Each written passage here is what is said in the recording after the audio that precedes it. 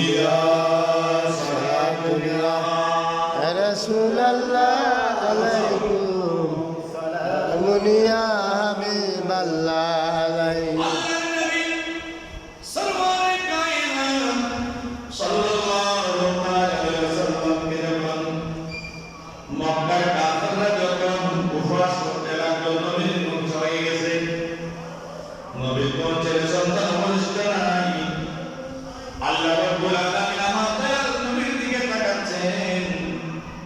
আমার নবীর চেহারা মোবারক মলিন হয়ে গেছে, আমার নবীকে চিন্তিত লাগতেছে।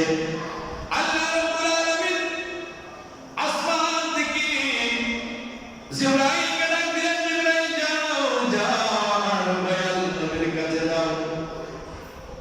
একটা আয়াতের কারিমা নয়, পূর্ণ একটি সূরা, 3 আয়াত বিশিষ্ট সূরাকে নিয়ে আমার প্যারা নবীর দরবারে চলে যাও এবং আমার দয়াল নবীকে আয়াতটা উপহার দিয়ে দাও। সুবহানাল্লাহ। জিবরাইল আসলেন আমার নবীর দরবারে। জিবরাইল আমিন আসার সাথে সাথে আল্লাহ হাবিবকে সালাম দিলেন।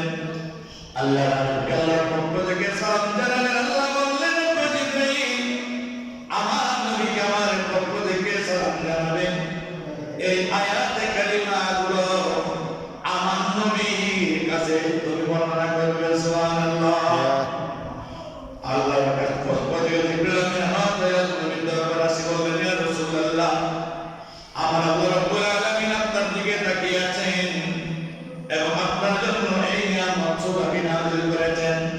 ইন্না নিশ্চয়ই আতাইনাকাল কাউসার।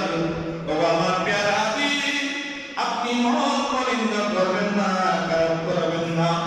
আমি আল্লাহ রাব্বুল আলামিন আপনার সন্তানদেরকে নিয়ে এসেছি, ঠিক আছে, কিন্তু আমাকে সন্তানদের বদৌলতে আমি রব্বুল আলামিন আপনাকে হাউজে কাউসার দান করে দিলাম। সুবহানাল্লাহ।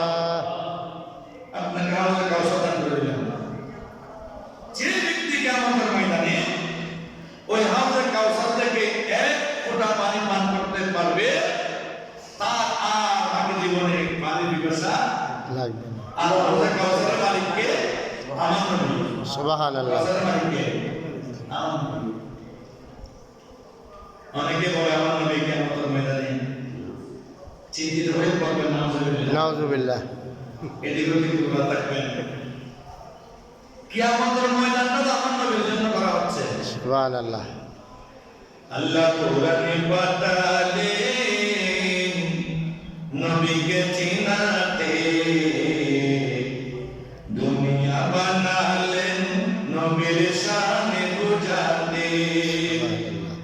বেহেশতের পাতায় পাতায় লতায় লতায় নবীর নাম, আর সোয়ালের নামের পাশে নবী নামের মনোগ্রাম, নবী নামের মনোগ্রাম।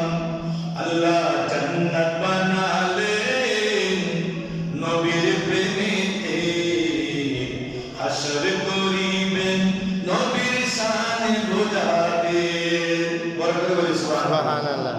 আসল ময়দান আল্লাহ না করে পারতেন, কবর থেকে তুলে তুলে কাউকে জাহান্নামে কাউকে জান্নাত আল্লাহ পাঠাতে পারতেন, কিন্তু কিয়ামতের ময়দান আমার দয়াল নবী সরকার আলম সাল্লাল্লাহু আলাইহি ওয়াসাল্লাম শফিউল মুস্তাফিদ হয়ে আল্লাহর প্যারা হাবিব আরশ আজিমের নিচে আল্লাহর দরবারে সিজদায় করে থাকবেন। সুবহানাল্লাহ। আল্লাহ বলেন, রাসূল সর মুবারক তুলে আপনার আরশে পেশ করেন। আমার নবীর কিয়ামতের ময়দানে কোনো আরতি রাখবে না, আল্লাহ আমাকে জান্নাত দাও, আল্লাহ আমাকে মাফ করে দাও, আল্লাহ আমার অপরাধ হয়ে যাবে ক্ষমা করে দাও। রাসূলের এরকম কোনো বাক্য কিয়ামতের ময়দানে জবান মুবারক থেকে বের হবে না।